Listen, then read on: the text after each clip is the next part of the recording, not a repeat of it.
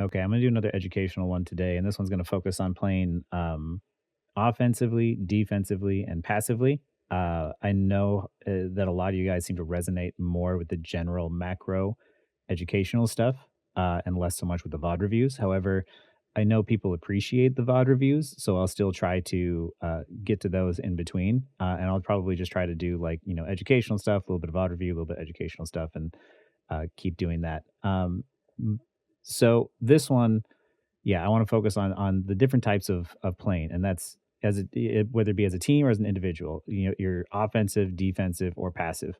Offensive means you're trying to make a play. Defensive means that you are just trying to hold uh, space, or passively, which means usually you're waiting sort of in between for something to happen. You're not trying to make a super aggressive play. You're not trying to hold anything. It's just sort of like building your ult, essentially. Um, so here we have a Clintar map first. And I am starting here, of course, because of the fact that I like to hold this side in case flankers pop up.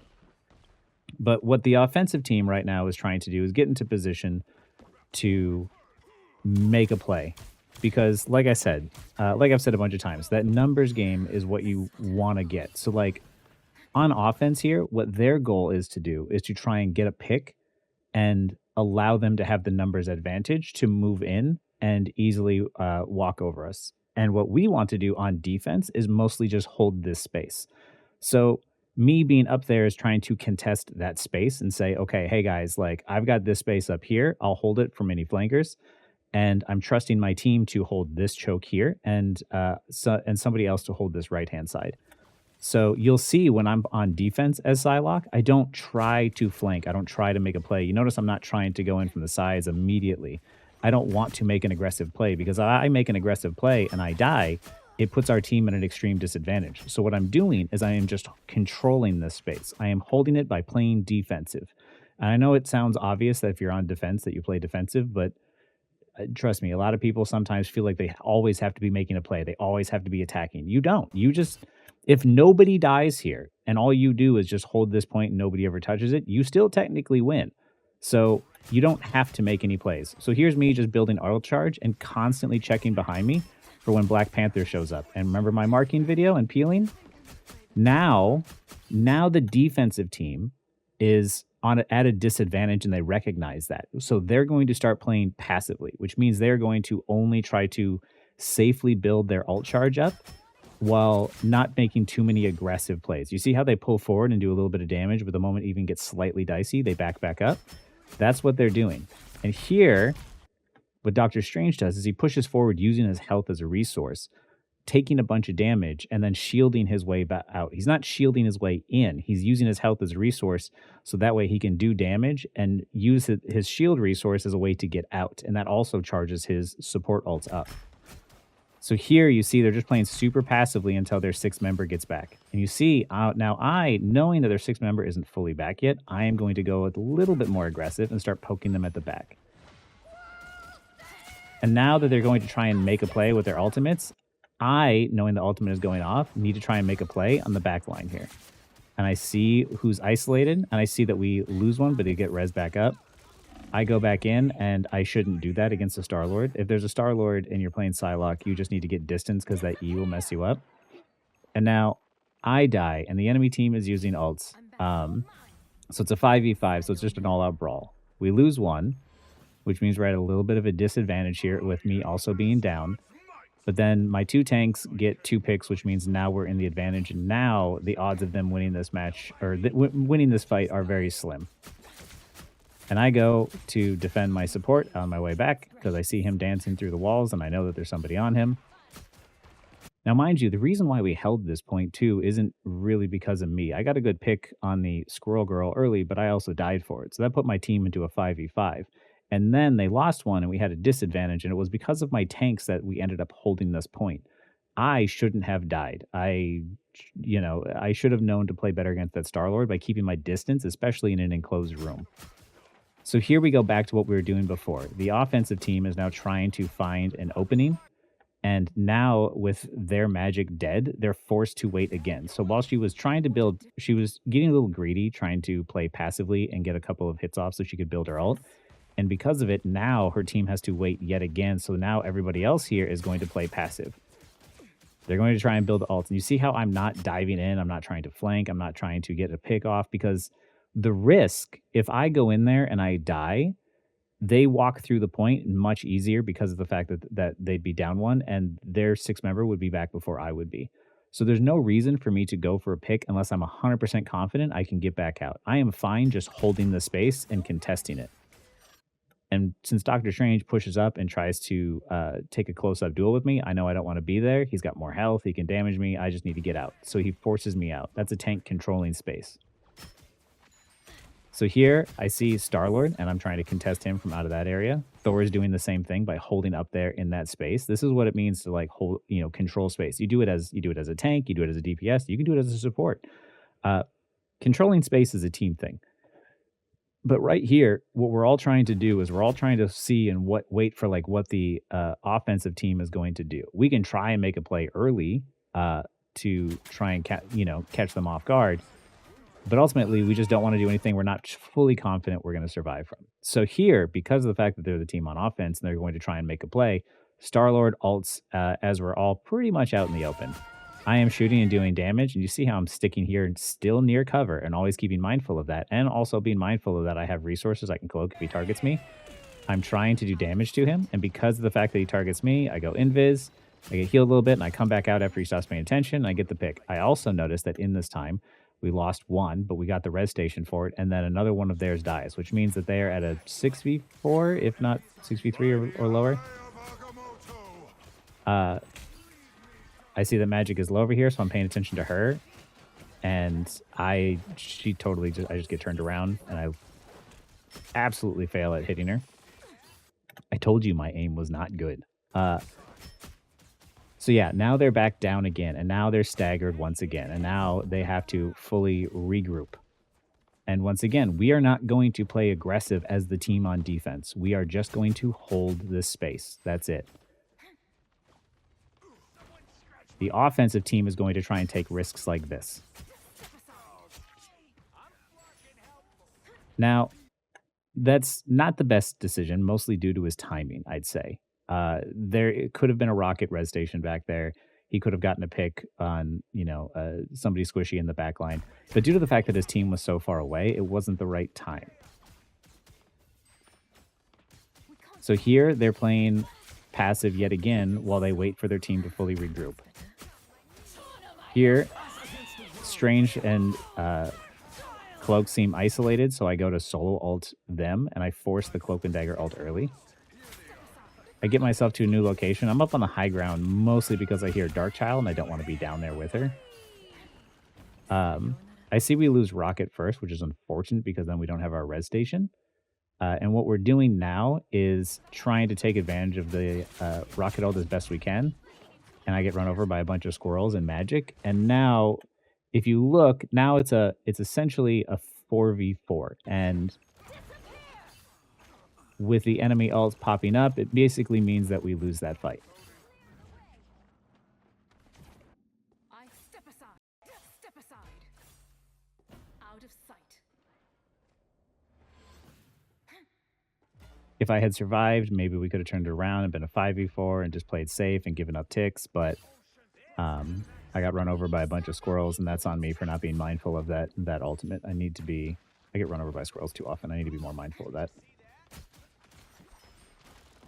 So here we are setting up for our new defensive play, right? Now, instead of it being a point where we're controlling certain choke points are where players tend to meet and end up having the most amount of engages.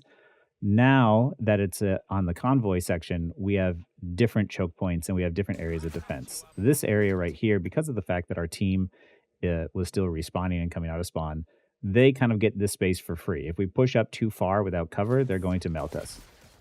And here's, once again, the tank controlling space by pushing me up off of that high ground.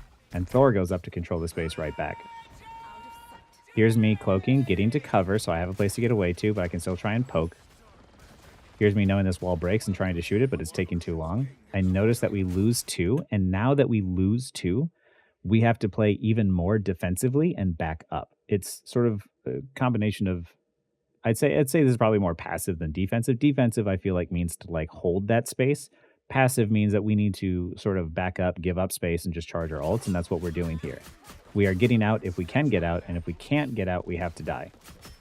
So here Thor is trying to get out, but he's not going to. Neither is Rocket. I retreat all the way back. I have fast mobility. This is the reason why Psylocke should usually have pretty low deaths.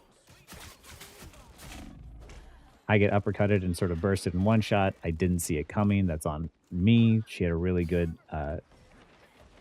quick combo on me. And which sucks because then our team got staggered really hard. And now, as our team is coming out, we're going to have to... right now, you saw, I think Namor died just after me. Our team coming out now needs to be very offensive to try and make a play because we don't have any space to hold. We have to jump out in there. Now the situation is reversed, right? Now the other team is just basically going to try and control that space from us on both sides, and we need to now make an offensive play in order to retake the objective. However, the objective only caps when you get the point. If it gets to 0.01 meters and it doesn't cap, you don't get it. So we still have a little bit of time. We don't need to rush out there immediately knowing our team sort of staggered, right? But whoever has the safest position, which is now the tanks, and we have Cloak and Dagger over here backing up our tanks, they are in the safest position to touch. It is not on me to touch. It is not on Rocket to touch. They have to go in there and touch and just hold. They're not going to even necessarily try to make any super aggressive plays. It's just literally just jump on the point and hold the objective while we get into position. And now that they're going in, you see them touch close to the last second there, stalling as much time as possible before touching. And now I'm going to engage once they're distracted. I will solo alt speed to get the free pick. And we get a bunch of kills because of it. Our team just popped off with a bunch of ults. And now we go back into controlling the space up front again. We still want to be defensive and defend the payload. But for me, I'm walking up to try and, get some early ult charge off anybody who might be coming up. But I'm also not going too far just in case they portal, which is what they end up doing. And here, now it's going to be sort of an all-out brawl with that portal location. I'm targeting Star-Lord because he is away from the Cloak and Dagger ult, and he is now surrounded by 3 of us. And you see how Cloak and Dagger went into cloak mode to go into offensive, fight back position instead of heal. Even though their enemy Cloak and Dagger is ulting, she's getting flanked by Star-Lord. And if you're ever wondering, how do I deal with flankers? How do I deal with flankers as a support? Rocket is shooting. Cloak is shooting. I am shooting. That's how you deal with flankers. Don't be afraid to fight back against them. What they want you to do is sort of run and get defensive and get sort of scrambled. What you should do is immediately turn on the damage, because then they just melt super fast. It also helps that the amplifier went down. But the thing about being support in this game, a lot of people are just like, oh, you need to be healed by, you need to be healing, you need to be healing. It's like, no. Like, the healing numbers aren't so important because, like, right there, instead of focusing on healing, they were focusing on surviving. They wanted to be alive. So, if someone jumps on them, it's their job to attack and fight back. And they definitely can. Supports are not weak in this game. They might not be as strong offensively, but they can definitely defend themselves. So now they are at a huge disadvantage, having lost 3 already. So our numbers advantage basically means we just clean up. And now, because of the fact that we know they don't have portal, they have to be coming from this direction. We know that they're staggered, and we know that they're not all going to be here. We're going to try and control the space by attacking them and putting as much pressure early as possible.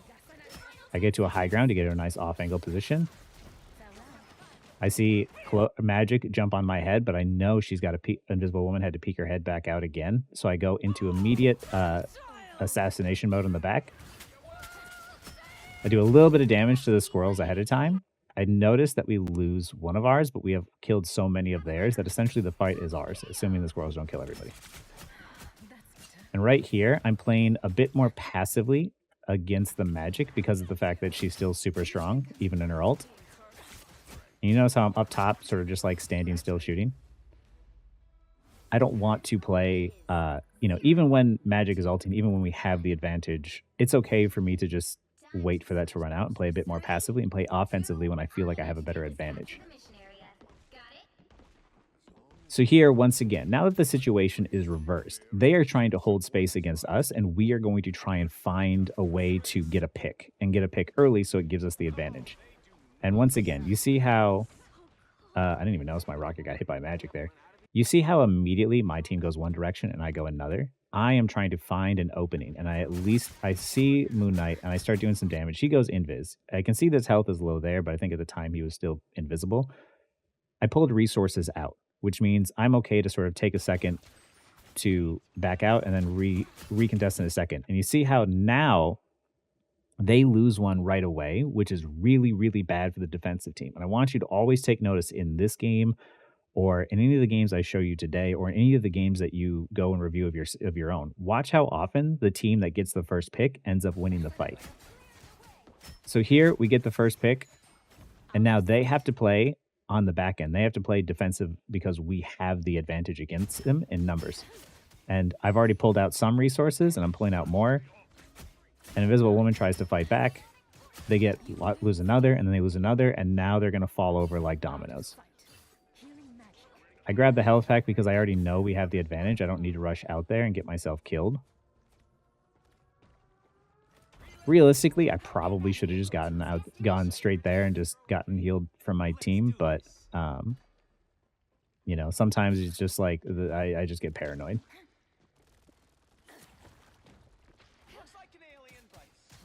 I hear Invisible Woman, and now because of the fact that we are the offensive team, I notice that Magic is in the back and assassinates our cloak, which is good on her part, but now she's going to die because she has no escape. There's no way for her to get out, and contesting the point, this is like stalling for time, essentially. We can't move the objective until she dies, but at the very least, she traded for it, and she stalled a little bit of time.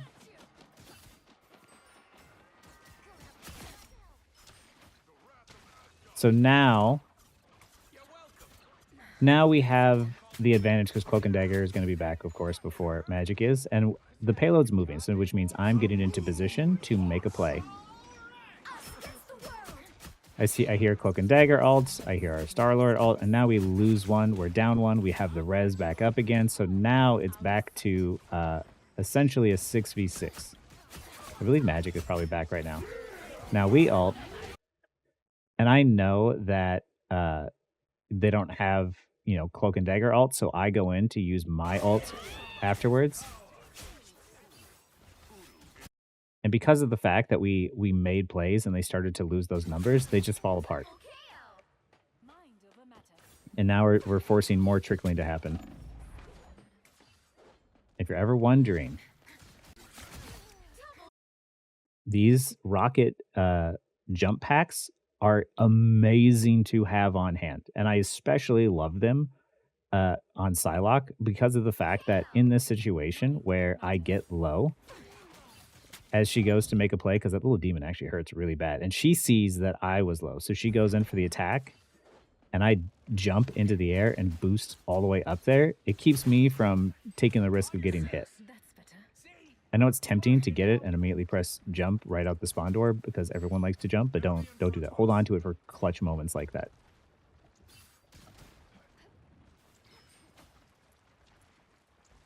So here, once again, now the situation is reversed, right? The defensive team now has to go on the offensive in order to make a play because we are now trying to control this space here. And now they're rushing out to the point to make to attack. And because of the fact that now they're popping out ults, this is us sort of pulling back and being more defensive about our playstyle and being a bit more passive about it as well, where we are trying to build ults and stay alive. We're not trying to make any big plays. We are trying to essentially just survive because they are popping every one of their ults, right? And when they have those ults, you can fight them. You can fight around those ults, but like with Invisible Woman ult, you can't really kill anybody inside. Darkchild is really, really brutal. So you kind of try and have to survive that as well. You notice we lose one, so we're at a disadvantage here. So we need to make a, but she gets the res, and we lose another one. So essentially, we're still down. So we have to make a play quick, in which we do. Both of their supports die, and then the rest of their team falls over, and their third support dies. What a difference. And now that we have the advantage,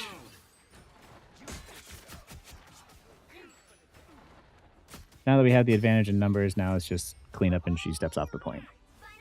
So this was convergence. This is a little combination of both the map types, but I know that a lot of people like to see the different types of maps as well. So I have another map here from another day of playing Domination and how that works. So I'll do the same thing here. Domination, offensively or defensively, is the numbers game. So we're going to go in, and we're going to see, this wasn't even one of my best games, but we get Iron Man early, right? So now it's a 6v5. It's in our favor. Now it's a 6v4. And you'll see how fast everyone falls over in a 6v4, 6v3. Like, after you get the first pick in a fight, and then if you play a bit more safe but smart, you'll get this next pick really fast. And once it's a 6v4, everybody starts to fall over after that. And you see how, we have little tiny Bruce here, and I'm not killing him. I'm waiting. Now I kill him. Now that his team is coming back.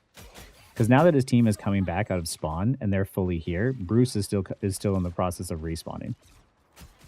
So they have to play passively, waiting for their Hulk to come back. I go up there trying to sort of get to a position to possibly, get some alt charge or, maybe make a quick execute. But there's nothing for me there. Once again, the risk of dying, when you have control of the point, you don't want to risk dying here. I've seen too many players, even in Grandmaster, have control of the point and then try to make a play. But your job is not to make a play. Your job is to defend this point. And all you need to do to defend this point is to control that space. So I am watching that window. I have other people in here watching this ramp here. Groot is watching the front, and here's me rotating to the side to watch up here. We're all rotating different ways, taking different turns as to like who's watching what and when. It is always shifting, and it's not like this is your job, you have to do that. It's like, hey, my resources are low or my health is low, I need to back up. And then you do the rotation and you swap with someone else. You tag someone else and you say, okay, you back up and heal, I'll then go up. And when you're all low and you all have low resources, then you start to back up and give up space entirely. But here, I'm trying to make a play, but I see a Bucky there. I dash into the cloak, and that's on me, and we lose 2 people at the same time, and now it's a 6v4. You'll see how quickly we lose the point. There goes, now it's a 6v3. And at this point, when now it's a 6v2, but he res himself, but I don't know if he's going to be back on the fight. When you know the fight is lost at this moment in time, your job, if you have control over the point, is to stall it as long as possible. You just want to get this percentage up as high as it can before you die. But now that everyone is dead, you see how quickly they just sort of get run over. Now me and Magic are just going to play passive. You see how we're backing up, but we're still trying to poke and we're still trying to shoot? Because I'm at 87% of my ult charge. I just need to build my ult up. I make a play because I see Iron Man is overextended. And Magic sees that too. I cloak to bait and attack the Iron Man, and it's good that I get him because it's unfortunate that we lose our Magic, but also at the same time, I get the Iron Man, and for whatever reason, Cloak and Dagger either got pushed off the map or fell off the map, but now it's a 5v4 in our favor. I see that, and I ult the point thinking I could get the Winter Soldier, and I forgot about Invisible Woman's dash, or push, so it was a sort of a waste of an ult. And now they're using a bunch of ults, so I see Iron Man's outside the ult, so I try to make a play, and it doesn't work. and I ended up dying for it. So even though we had the advantage, we also kind of blew it. A single person advantage does not guarantee that you've won the fight. It just puts it highly in your favor. 2 people down means you have to pull some crazy big move in order to pull it back. It usually means ultimates. So here we're down 1 already. So it's a 65. So all of us are just going to sort of play passively, building our ults once again, trying to get into position to make a play, but nobody's going to try and make a play immediately. Right? Even here, I am just repositioning, right? This is the downtime in between fights. Because of the fact that I'm still waiting for my tank to come out, I am trying to reposition myself and get myself prepared for what's about to happen. I don't necessarily need to be active during this time because it's not a full-blown team fight. So I'm repositioning, getting myself prepared for when we are here. And here, it's unfortunate. I thought she was going to be more offensive on me, but I get her to blow that resource, which is really huge. Cloak's right-click bubble, I realize, is really powerful. So getting that out of her was fine, and then I was just going to re-engage. But now I see that my team has sort of like already lost one, and we're sort of staggering ourselves a bunch. I remember this game, and I remember us being very disorganized in the first round. That was a really good shield on the woman's part. I get stuck on this geometry. I miss the Iron Man execute. And I see that we're down again. And I am constantly... In this round, we kept having to try and... After we took the point the first time, we never fully had a chance to like group completely. It felt like the entire time we were just always staggering ourselves. We were always fighting as 5 or 4. So it made it very, very difficult to try and retake the point back. And I remember this team being very tilted after the first round, but it was literally just it wasn't a team diff. It was literally just we all needed to sort of chill out and take the time to fully regroup and fight as a full team. So I get a quick execute on Iron Man here, which is huge. I see Penny here isolated and by herself. I see that she's getting healed. I try to solo ult her, and I just totally fail. But Penny hops onto the point to try and defend it, and because she has her ult, she can stay alive and do that. And now I'm trying to rotate around the backside, because technically we still have the advantage, but that ult of hers can stall out, and they're trying to make a play. Once again, they're down numbers advantage, so they have a disadvantage, but with ultimates, they might be able to do something. And here, I hear our ultimates, and I hear their ultimates, and I know Iron Man's coming back, so I try to spawn camp him, but because my location was bad, and I was right underneath him instead of off to the side, it made it very difficult to hit him. Thinking I can attack him and kill him, I underestimate the gamma power, and I melt for it. If I was off to the side a bit more, it would have been easier to hit. Hitting shots that are directly above you or directly below you are very, very difficult. So I tend to try and avoid those if I can. I try to go for either left or right, or, hit them from the side angles. And here, they lost one of their tanks, which is hugely beneficial, and I'm coming back to the fight. We lose our Adam Warlock, but that's okay. We still have control of the point, so once again, right here, we're going back to sort of a passive play style. We're not trying to make a play. You see, I'm not trying to engage. I'm not trying to go for a play. And the moment that Penny sort of comes by and sort of like contests that space, I kind of back up and give it to her. But we end up getting a pick. So now it's a 6v5, right? I see them rotating in, so I rotate in with them. I see a whale go down, and I look, and I see it got Cloak, and then I see it got Iron Man, and now it's just clean up from here. And he ulted, which is absolutely not the play. There's nobody there. It's an absolute waste of an ult. He should have held it for the next time his team regrouped and pulled back together as 6. And you're going to see a lot from this type of gameplay that there's not a lot of big flashy plays in this game. This game was not one of my, I'm executing everybody, I'm just making play after play, pick after pick. I'm just controlling space and trying to control the objective. And I'll admit, the first 2 rounds of this game, I didn't do very well. Sometimes it's hard just to find the right positioning in fights where they're marking you. Um, and even here, I ult again, and I don't get anything out of it. It was not a great ult. I thought I heard Iron Man over there. I'm now just attacking from the side. I was not prepared for the Groot ult. We lose our Groot. We lose our support. And I know that Adam Warlock was ulting, so I was kind of like waiting for that.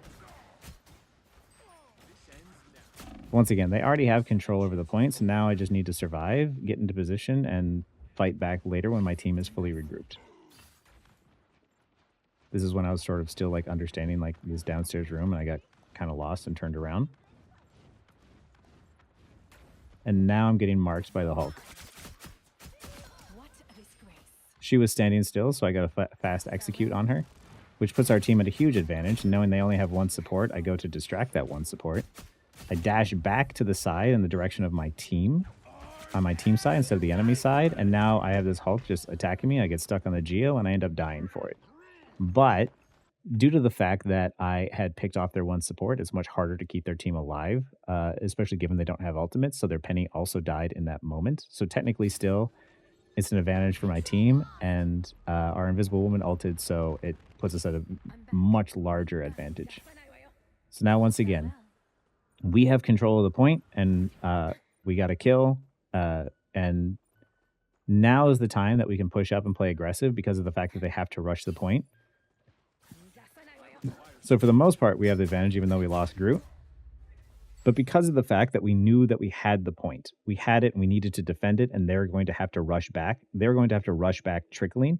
So if we pushed up to a point that was normally not a place you would want to be, if it was like 50% to 50%, because of the fact that it was towards the end of the round, or towards the end of that round, and they're going to come in one at a time. We're going to try and push them and keep them back as far as possible, and then only back up if we had to, but still try to get picks if it was possible.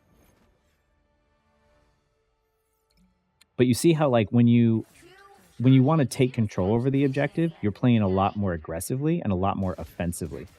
And then when you have control over that objective, you want to be a lot more defensive, and you want to be a lot more passive about your play style. You're not trying to make a big play, because if you make a big play, if you go for a big play and you die, but you already have control over the objective, your team gets put at a disadvantage, and then you start to fall over, and then you lose the objective anyway. So here, we're both trying to fight for the objective. Because we're both trying to fight for it, we're both trying to do something to make a play early. I go up there, and even though I fight the Iron Man, I don't actually take the full duel with him because of the fact that he's behind the Invisible Woman shield. He used his Gamma Power, and the Gamma Power is very powerful, but has a decent cooldown to it. And now, because he used it to fight me, he doesn't have it for this point. It might still be a little active now, but it's turning off soon. Right now, yeah. So I try to go for the execute on him. I don't. I'm getting hard focused. I think that door is open. It's not. I go for the health as this Hulk is marking me once again. And because of the fact that I do not have resources down here, I don't have resources. My health disappears very quickly. I am entirely surrounded by the enemy team because of the fact that I thought our team was going to have a bit more space. I thought I was going to have a bit more space to work, and I wasn't prepared because this door doesn't open up until after 50%. Having that blocked off put me in a difficult position. So the only thing I could do in order to stay alive was to solo ult the Hulk. It wasn't the greatest ult in the world. However, even though I think everyone was still going to survive without it, I still forced the cloak ult, so I'll take it. But I did it just to survive. And you see that now I bought myself enough time that my resources came back. We lost one, which was one of our supports. They lost one. They lost the support. We lost another. They lost another. It is full dual DPS now, but I think... or Adam Warlock came back, but we lost another. Unfortunately, without supports, it makes it very difficult. I follow back up with my team. I go in from the side. I'm trying to execute the Iron Man more than anything because he's normally an easy pick. And also, if that gamma power is super brutal on my tanks, I don't want them to deal with that. I die due to some well-placed penny bomb traps. Luckily, I get rezzed. Groot does not, unfortunately. So we are down one, 6v5. And the map is shifting. 6v5, once again, we need to make a play because we don't have control over the objective. So something needs to happen soon, but we're trying to do so slowly. We're trying to not play super aggressive. And now that I know that Groot should be about back, yes, Groot is back, so now I'm going to try and go in. And I see them on the side, but I need health, so I go into the Invisible Woman ult, and I try to now make a play. I know since we don't have control over the point, like, and they ulted onto the point, we're also getting near the end. I need to take a risk. You know, now when you have control over the objective, you're not trying to take risks. When you don't have control over the objective, you need to take risks at some point. You know, you need to play a bit more aggressively. And here I noticed that Invisible Woman had dropped her ult on point on the enemy team, but Penny went up and outside just beforehand. She wasn't prepared for it to go up. So I was very lucky that I was able to get a quick execute off on her. We lose 3 after that. I immediately do some damage to Iron Man and get a very, very lucky ult off. I wish I could say that that was like a skilled, well-timed ultimate where I knew that was going to happen. I did not. I was playing intelligently and going for the penny execute, and then I was trying to do some damage to the Iron Man, and getting him low, I thought I could ult him and maybe get like maybe 1, maybe 2. It was very lucky that I got 3 and I kept us in the game. But now because of the fact that also we have a lot of percentage to hold, I really don't want them to group up very much, and I decide that it's worth taking the risk to play more aggressive into their backline and keep them pressured from walking forward. This is normally an area I wouldn't really want to play in. I would want to probably control space closer to the point. I'm too far into their backline. If they collapse on me, it would be bad. Luckily, my team starts to really pick it up and pop off and get a couple of picks, especially while I'm just sort of being a distraction. And here, once again, you know, there's Invisible Woman, but I see Hulk. Hulk is my now target because of the fact that he is out of position. He has low health. He has low resources. So I go for him. And now that staggering thing is happening that sort of happened to us in the first point, which is they're having trouble getting back full together as a full 6. And here, I'm taking a risk. I'm playing up, but I'm just sort of playing past. I'm not trying to go for an execute where I don't think I can get back out. I'm always being mindful of my resources and being able to make sure that I can get back out and leave, make sure I have a dash and a cloak. But here, once again, there's still so much of the point to cap that I don't feel comfortable letting them get all the way up to the front.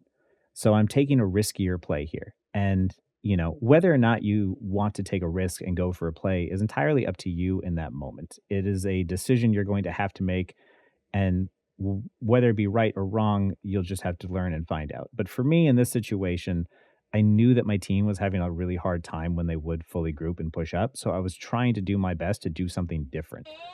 And that was me distracting their backline as Cloak goes to attack me here. And once again, when flankers are on you in the backline and you're a support, you fight back. That's your thing. She's not worried about trying to heal her team. She's worried about surviving. So she tries to attack me. She drops her heal a little late, and luckily I get the execute, and now I need to get back in my team really quickly, but I realize that they're sort of winning the fight without me.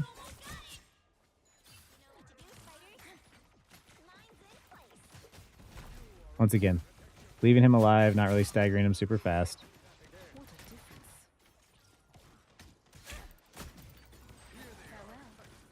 And now I'm going for an aggressive play because of the fact that they have to rush. And this is the space. This is the shortest path between them and the point. So now I can make an aggressive play because even if I don't get out of this situation, it doesn't matter because they're going to die before ever touching the point.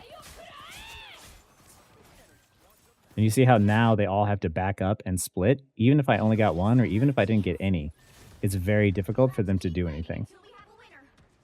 They just don't have the space to work as they walk in one at a time. But even still, even as I get low, even though I know we have the numbers advantage, I'm not playing dumb.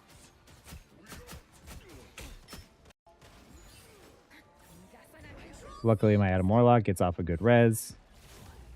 I get lost thinking there's a door and there's not.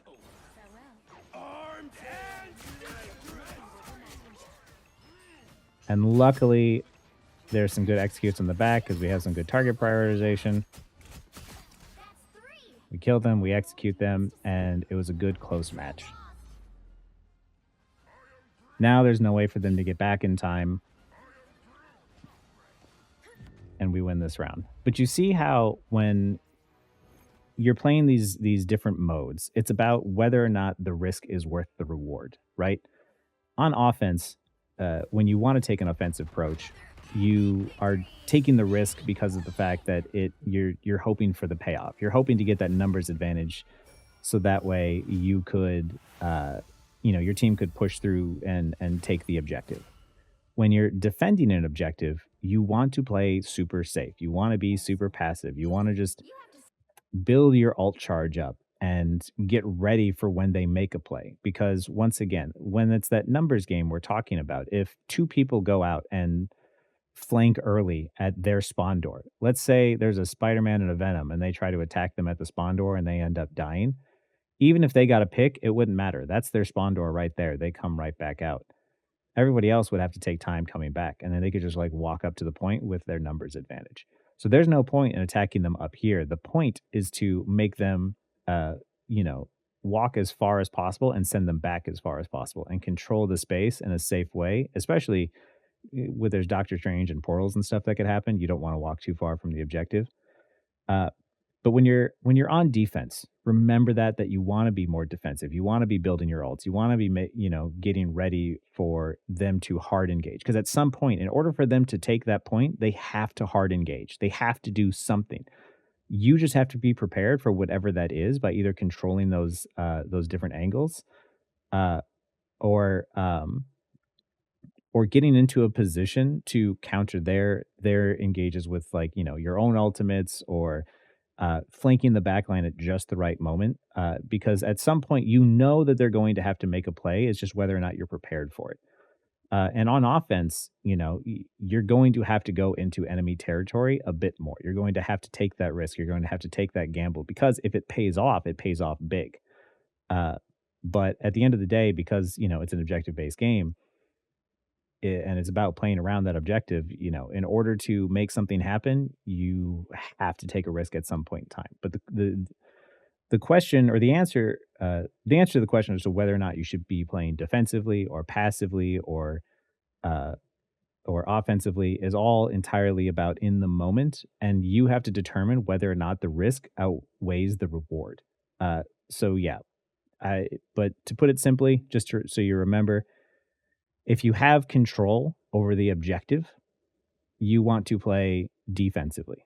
If you don't have control over the objective, just like how on Payload here, on Convoy, when we lost control and we had to come back out, the situations were reversed. Despite the fact that we were the team on defense, they had control over the objective and we needed to retake it. So yes, when you have control over the objective, play defensively, play passively. If you're down, one person, two person, play a bit more passive until your team regroups. And yeah, and if you are trying to take control over an objective, make sure your team is grouped as 6, but don't be afraid to take risks in that moment. Yeah, hopefully that helps cover up, the different types of play styles. At least that's how I think about it in my head. Hopefully this one was helpful and would, uh, helps you win more games, or do better just based off of like playing around the objective a bit more rather than playing around sort of like the deathmatch. Because once again, the kills in this game don't matter if you don't defend the objective. So yeah, I think a lesson like this would be good at remembering, specifically when you want to take those risks and when you don't. Anyway, yeah, that's it for this one. I'll try to come up with another one soon.